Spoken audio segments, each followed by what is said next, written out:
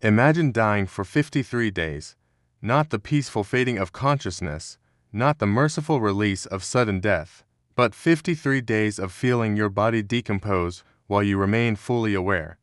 53 days of watching your own flesh become a feeding ground for creatures that should only touch the dead. This is not medieval legend or Gothic fiction. This is the documented death of Philip II of Spain, the most powerful monarch in the world, who learned in the summer of 1598 that all the gold from the Americas, all the armies at his command, all the prayers of 10,000 monks could not save him from a horror that medical science still struggles to fully explain. What you're about to hear is the story of how absolute power met absolute helplessness, how a man who controlled continents could not control the corruption spreading through his own body, and how death, when it finally arrived, came not as a thief in the night, but as a slow methodical executioner who took nearly 2 months to complete his work. The summer of 1598 began unremarkably at El Escorial Palace, the massive monastery fortress northwest of Madrid that Philip had built as a monument to his faith and power. The king was 71 years old, an impressive age for the 16th century, but his body had long since begun its rebellion against decades of sedentary rule. Philip had governed his vast empire from behind a desk, reading and signing thousands of documents personally, trusting almost no one with the details of administration. He slept little, ate poorly, and spent countless hours in prayer and paperwork.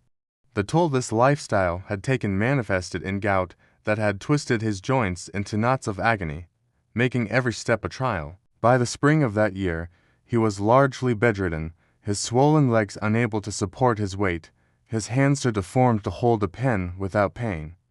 But gout was merely the prelude to what was coming. In July, as the Spanish summer heat settled over the palace, Philip developed what his physicians called tertian fever, likely malaria that still lingered in parts of Spain. His body began to retain fluid massively, his legs and abdomen swelling to grotesque proportions in a condition the physicians called dropsy. The king's immobility meant he spent days and weeks in the same position, and soon lesions began appearing on his skin. At first, they seemed like common bed sores, unfortunate but manageable consequences of his condition. The royal physicians applied their standard treatments, poultices of herbs, prayers, careful monitoring. But these wounds had no intention of healing. Instead, they grew deeper, spreading across his back and legs like dark flowers blooming in dead soil. Philip had been moved to his favored chamber, a small, austere room with a window overlooking the chapel altar so he could watch the elevation of the host during Mass. He wanted to maintain his connection to God even as his body failed him, to witness the daily miracle of transubstantiation from his bed of suffering. The room was simply furnished, reflecting Philip's preference for monastic simplicity despite his vast wealth. Heavy curtains blocked much of the summer light. Tapestries depicting religious scenes covered the walls. And here, in this space designed for quiet contemplation, the true nightmare began. The smell arrived first, creeping through the chamber like an unwelcome guest. It was sweet and rotten, the unmistakable odor of decay. But it wasn't coming from some forgotten corner of the palace or spoiled food. It was emanating from the king himself, from wounds that refused to close, from flesh that had begun to die while the man remained horrifyingly alive. The physicians increased their applications of incense and perfumes, but nothing could mask the stench. It was the smell of death, except death had not yet claimed its victim. It was merely announcing its presence, settling in for what would become a 53-day vigil. Then came the discovery that would transform Philip's suffering from merely terrible to genuinely horrific. During one of the routine dressing changes, a physician noticed movement in the king's wounds, not the pulse of blood or the twitch of damaged muscle, but something else entirely, something that crawled. Maggots, the larvae of flies that had found their way into the royal chamber and laid eggs in the necrotic tissue. The King of Spain, defender of Catholicism, ruler of an empire where the sun never set, master of territories spanning 4 continents, had become host to creatures that fed on carrion. His body, still breathing, still conscious, still capable of feeling pain, had become their feeding ground. The physicians were confronted with a medical crisis beyond their training or experience. They lived in a world with no understanding of bacteria, no concept of antisepsis, no antibiotics, nothing in their arsenal that could address what was happening. They tried everything their limited knowledge offered. They changed dressings constantly, sometimes every few hours, removing the soiled linens and replacing them with fresh bandages treated with vinegar and herbs. They used tweezers to pick out the maggots one by one, a task that must have been as psychologically devastating as it was futile, because for every larva they removed, more appeared. They applied caustic substances, trying to kill the infestation, but these burned the exposed flesh and added chemical injury to Philip's catalog of suffering. Nothing worked. The maggots continued their work, burrowing deeper, consuming dead tissue, creating larger wounds that attracted more flies in an endless, vicious cycle. Modern medical historians examining the accounts of Philip's death have pieced together a likely diagnosis that explains, though doesn't diminish, the horror of what happened. Philip almost certainly suffered from severe diabetes, a condition not understood in 1598, but whose effects were all too visible. Diabetes would explain the poor wound healing, the massive fluid retention, the infections that raged unchecked through his system. Combined with his complete immobility, the diabetes created pressure sores that quickly became infected. In the warm summer months, with limited sanitation even in a royal palace, these infected wounds became perfect breeding grounds for flies. Female flies would land on the rotting tissue and lay their eggs. Within hours, larvae would emerge and begin feeding. The maggots ate mostly dead flesh, which ironically may have prevented even worse infections, but they also created larger wounds that exposed more tissue to contamination. What makes Philip's suffering particularly unbearable to contemplate is that he remained conscious through nearly all of it.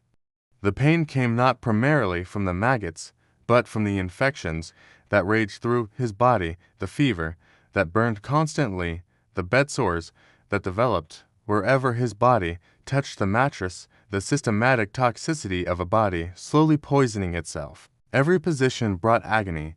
Lying on his back meant pressing on the massive wound that had formed there. Turning to his side created new pressure points that quickly developed their own lesions. There was literally no position in which Philip could rest without suffering, and through it all, his mind remained sharp, experiencing every moment with terrible clarity. If you're feeling the weight of this story, if the sheer scope of one man's suffering is making you question the nature of mortality itself, then you understand why we tell these stories. This channel exists to confront history's darkest moments, not to sensationalize suffering, but to remember that behind every historical date and royal name is a human being who experienced joy and pain just as intensely as we do. Philip too was a complex figure, a man whose policies affected millions, whose religious zeal led to persecution, whose political decisions shaped centuries. But in that chamber in El Escorial, he was simply a man in unimaginable pain. If you believe these stories matter, that remembering the full scope of human experience, even its most terrible moments, helps us understand our own mortality and humanity, then please subscribe. Because Philip's ordeal was far from over, and what came next would test the limits of what the human body can endure while remaining conscious. Contemporary accounts describe Philip's suffering in detail that is almost unbearable to read. Fray José de Sigüenza, the palace librarian and one of Philip's close confidants, maintained careful records.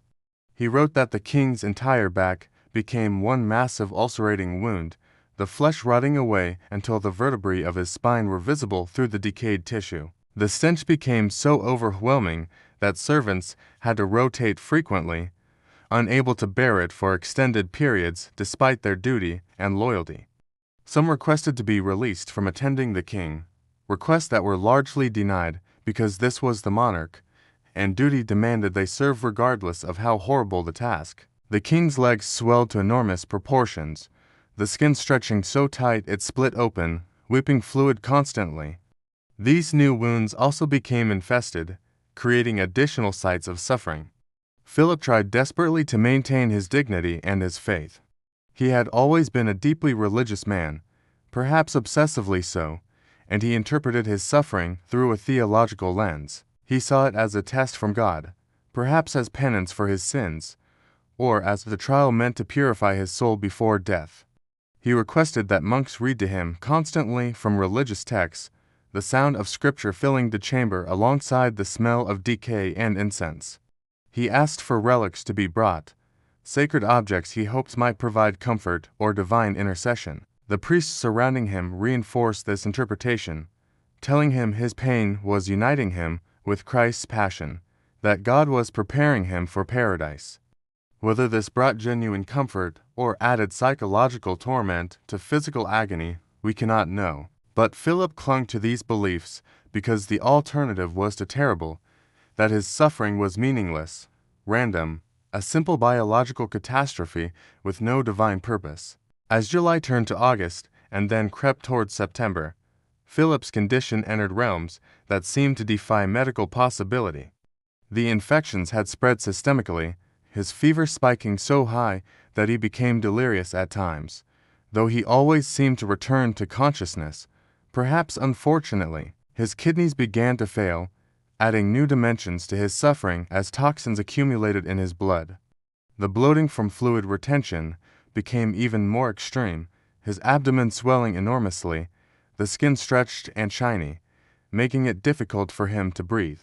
Every breath became a labor, every heartbeat an effort, yet his heart continued beating, his lungs continued drawing air, and his mind continued processing the horror of what was happening to him. The physicians attempted increasingly desperate measures. They applied leeches to draw out bad blood, following the medical theory of humors that dominated Renaissance medicine. This only weakened Philip further and created more wounds that inevitably became infested. They tried various toxic substances on the wounds to kill the maggots, but these burned the exposed flesh and added chemical burns to his litany of pain. They attempted to drain the excess fluid from his legs by making incisions, essentially medieval surgery without anesthesia, and these new wounds, of course, also became infected and infested. Each attempt to provide relief created new avenues for suffering.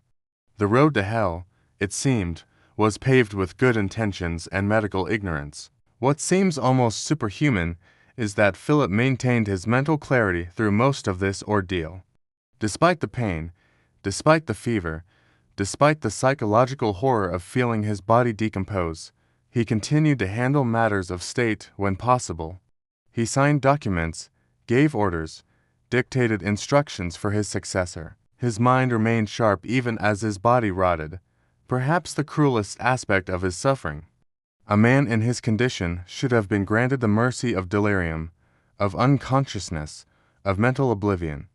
But Philip remained aware, awake, experiencing every moment of his decay. It was as if his will, so strong during his reign, now trapped him in his failing body, refusing to let him escape into the peace of unconsciousness.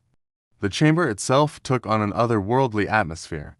Monks prayed in shifts, their chants never ceasing, creating a constant background of Latin supplications. The smell of incense mixed with decay created an odor that those who experienced it never forgot. Servants moved quietly, performing their grim tasks with faces covered in cloths soaked in vinegar. Physicians consulted in whispers, knowing their efforts were futile but unable to simply give up, and at the center of it all lay Philip, a once mighty king reduced to a suffering vessel, his body betraying him in the most profound way possible. News of the king's condition spread throughout the empire, carried by ambassadors who struggled to describe what they were witnessing. Their dispatches took on an almost surreal quality. They wrote that the king should have died weeks ago, but somehow continued. They described a man more dead than alive, yet still conscious and aware. The empire existed in a strange limbo, waiting for a death that seemed to take forever to arrive. Philip III, the heir, began assuming more responsibilities, but he could not truly rule while his father still lived. Spain was caught between reigns, frozen in anticipation of a transition that was surely imminent but never quite came. Philip's family visited regularly, though these visits must have been traumatic for everyone involved. His son saw the fate that awaited all monarchs, all humans, regardless of power or position. His daughters witnessed their father, once so commanding and authoritative, reduced to a helpless invalid whose body had become a horror. These visits were both acts of love and political necessity, demonstrating family solidarity and the continuity of the dynasty. But the emotional toll on those who entered that chamber and confronted the reality of Philip's condition must have been immense. By mid-September, 50 days into his ordeal, Philip's body had reached a state that should not have been compatible with life. Large portions of his flesh had completely necrotized, dead tissue that remained attached to his living body. The maggot infestation had become so severe that physicians gave up trying to remove them, instead focusing on trying to keep the king as comfortable as possible, though comfort is perhaps too generous a word. They administered herbal preparations and opiates, but these had limited effect against suffering of this magnitude. Philip could barely eat or drink, his throat swollen and painful, his appetite completely gone. His body was consuming itself, the fever and infection burning through what little reserves remained. Yet still, he lingered, day after day, in a state between life and death that seemed to mock the natural order. Modern physicians reading these accounts struggle to explain his prolonged survival. The human body is resilient, but there are limits, and Philip appeared to have exceeded those limits weeks earlier.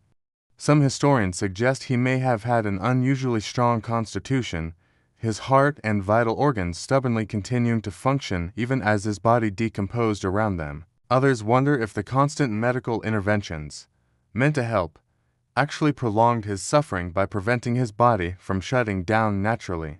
Medieval medicine's emphasis on keeping patients alive at all costs, combined with Philip's own determination to remain conscious and in control, may have trapped him in this living death for far longer than nature intended. Finally, on September 13, 1598, 53 days after the ordeal began, Philip II felt the end approaching with certainty. He called for final communion, received the last rites with as much dignity as his condition allowed, and made his peace with God and his heir. Witnesses reported that in his final hours, a strange calm settled over him, as if he had finally been granted permission to let go. The constant struggle, the fight to maintain consciousness and control, seemed to ease. He spoke final words to those gathered around his bed, though accounts differ on exactly what he said. Some reported prayers, others advice to his son, still others simply expressions of relief that his suffering was ending. When death finally came, it arrived not with drama but with quiet exhaustion. Philip's breathing grew shallow, then ceased. His heart, which had beaten so stubbornly through 53 days of horror, finally stopped. The king who had ruled the greatest empire since Rome, who had commanded armies and controlled continents, who had shaped the fate of millions, died in a small, austere room, his body consumed by decay, his suffering finally at an end. The empire he had micromanaged so carefully would continue without him, learning perhaps that even the mightiest kings are, in the end, merely mortal flesh subject to corruption and death. The aftermath of Philip's death rippled through Europe. The detailed accounts of his suffering, recorded by priests and physicians, spread throughout the continent, becoming a cautionary tale about mortality, suffering, and the limits of human endurance. Medical scholars studied the case for centuries, trying to understand how a man could survive so long in such condition. Theologians debated whether his suffering was divine punishment, spiritual testing, or simply tragic biology. Artists depicted his death as a lesson in humility, reminding the powerful that no amount of wealth or authority could protect them from the ultimate equality of death. Philip's story forces us to confront uncomfortable truths about suffering and mortality. It reminds us that medical knowledge we take for granted, understanding of infection, antibiotics, pain management, are relatively recent developments. For most of human history, people suffered and died from conditions we now treat routinely, and they did so with nothing but faith and fortitude to sustain them. Philip had every advantage his era could offer: the best physicians, unlimited resources, constant care, yet none of it could spare him from 53 days of unspeakable agony. His suffering was not punishment for his sins, nor was it divine testing. It was simply the tragic intersection of disease, medical ignorance, and bad fortune, amplified by the very care meant to help him. In the end, Philip II's death teaches us that power, wealth, and status mean nothing when confronted with the fundamental vulnerability of human existence. The king who controlled an empire where the sun never set died in darkness and pain, his body betraying him in the most profound way possible. His 53 days of suffering stand as a reminder that we are all, regardless of our accomplishments or positions, vulnerable flesh that can fail in terrible ways. And perhaps there is something oddly democratizing about that knowledge, a reminder that in suffering and death, all humans are equal, all reduced to the same fundamental struggle against pain and decay. So I ask you now, what does Philip's story teach us about how we face our own mortality? About how we treat suffering in our modern world?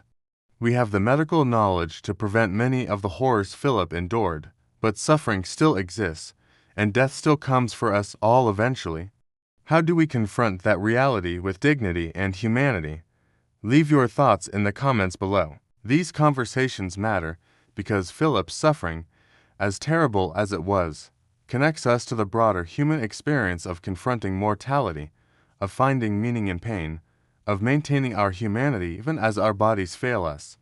His story ended over 4 centuries ago, but the questions it raises about suffering, faith, and the limits of human endurance remain as relevant today as they were in that chamber at El Escorial in the summer of 1598.